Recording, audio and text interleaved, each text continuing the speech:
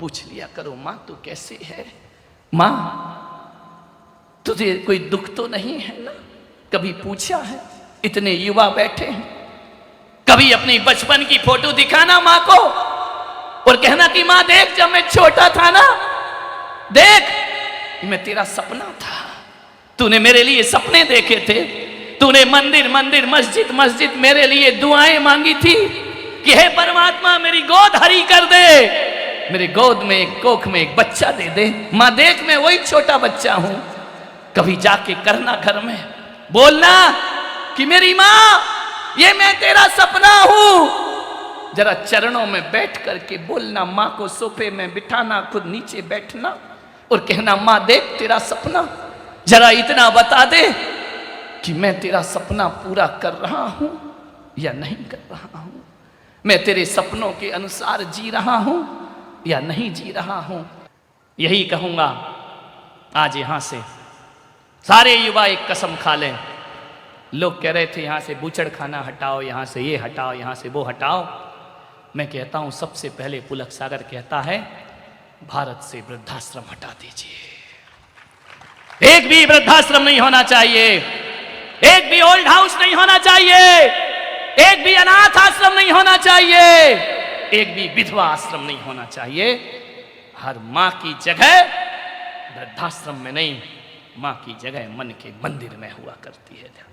कि ब्रह्मा ने मुझे बनाया या नहीं बनाया मुझे नहीं पता, लेकिन मेरी मां ने मुझे जरूर बनाया है।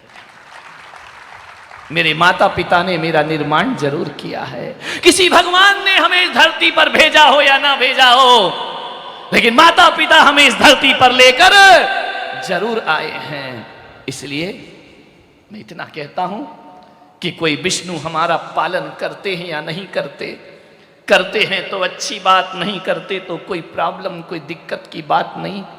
लेकिन मेरी जिंदगी का अनुभव तो कहता है कि मुझे किसी विष्णु ने पाला या नहीं पाला, मेरी माँ ने मुझे पाल पोस कर जरूर बड़ा किया है। हर व्यक्ति को उसकी माँ जरूर पाल पोस कर बड़ा करती है, माता पिता पाल पोस कर बड़ा करते हैं। और कोई महेश शिव शंकर महादेव इस सृष्टि का विनाश करते हो या ना करते हो, लेकिन माँ बाप अपने बच्चों की बुराइयों का विनाश जरूर किया करते हैं। इसलिए आज इस भरी सभा में मैं इतना ही कह सकता हूँ कि आकाश में बैठे ब्रह्मा विष्णु महेश होते हैं या नहीं होते मुझे नहीं मालूम, मेरी माँ ने मुझे जन्म दिया है, मेरी माँ मेरे लिए ब्रह्मा हुआ करती है, मेरी माँ ने पालन किया वो विष्णु हुआ करती है, वो जिसने मेरी बुराइयों का अंत किया मेरे लिए वही महादेव से कम नहीं हुआ करती है। माँ ही ब्रह्मा, माँ ही विष्णु, माँ ही महेश, ध्यान रखना। एक व्यक्ति ने मुझसे पूछा कि जन्नत कहाँ है,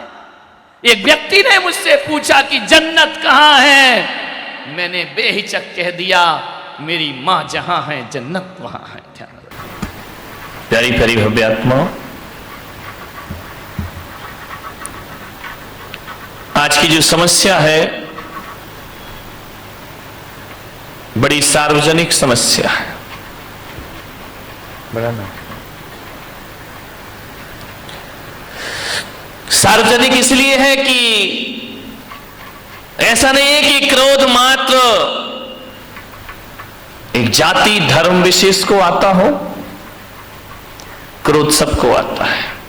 बच्चे को भी क्रोध आता है, बड़ों को भी क्रोध आता है, जवान को भी क्रोध आता है, बुजुर्ग को भी क्रोध आता है, जैन को भी क्रोध आता है, अजैन को भी क्रोध आता है, हिंदू भी क्रोध करता है, मुसलमान भी क्रोध करता है, और तो और राजस्थानी भी क्रोध करता है, पंजाबी भी क्रोध करता है, महाराष्ट्र का भी आदमी क्रोध करता है, और भारत का ही नहीं पूरी दुनिया में क्रोध आया कर। ध्यान रखना, चाहे अमेरिका हो, रूस हो, जापान हो, पाकिस्तान का तो पूछो ही मत, 24 घंटे क्रोध में रहता है। ध्यान रखिए, सबको क्रोध आता है दुनिया में, ऐसा कोई नहीं जिसे क्रोध ना आए।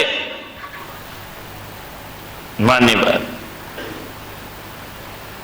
हर काल में क्रोध आता है, भूतकाल में भी क्रोध आता था, वर्तमान में भी आता है।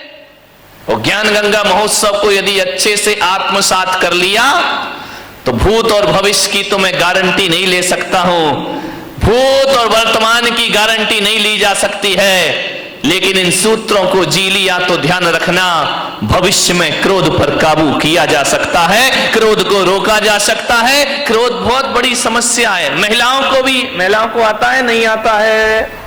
बोलो, बड़े गर्व से कहो हमको क्रोध आता है। महिलाओं को भी और आदमियों को तो जय हो पंचम काल की, 24 घंटे क्रोध आता है। ध्यान रखिए, जीवन एक रंग भूमि है,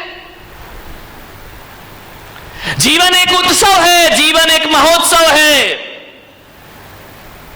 आपसे निवेदन है, रंगभूमि को रणभूमि मत बनाइए, जीवन में रंग भरने का प्रयास करिए। मन शांत नहीं है आदमी का। आज इतना क्रोध है, इतना क्रोध है, घरों में क्रोध हो तो हो, समाज में क्रोध है, परिवार में क्रोध है, मंदिरों में भी कम क्रोध नहीं है। ध्यान रखना, क्रोध सब जगह अपने जाल फैला रहा है। मैं आज जहां तक लोग ये सोचते थे कि छोटा परिवार सुखी परिवार, लेकिन आज मैं देख रहा हूं कि छोटा परिवार दुखी परिवार। पहले बड़ा परिवार था, संयुक्त परिवार था, आज छोटे परिवार हैं, लड़ाइयां ज्यादा होती हैं, पति पत्नी में झगड़े हो जाते हैं, आए दिन तलाक का वातावरण निर्मित हो जाता है।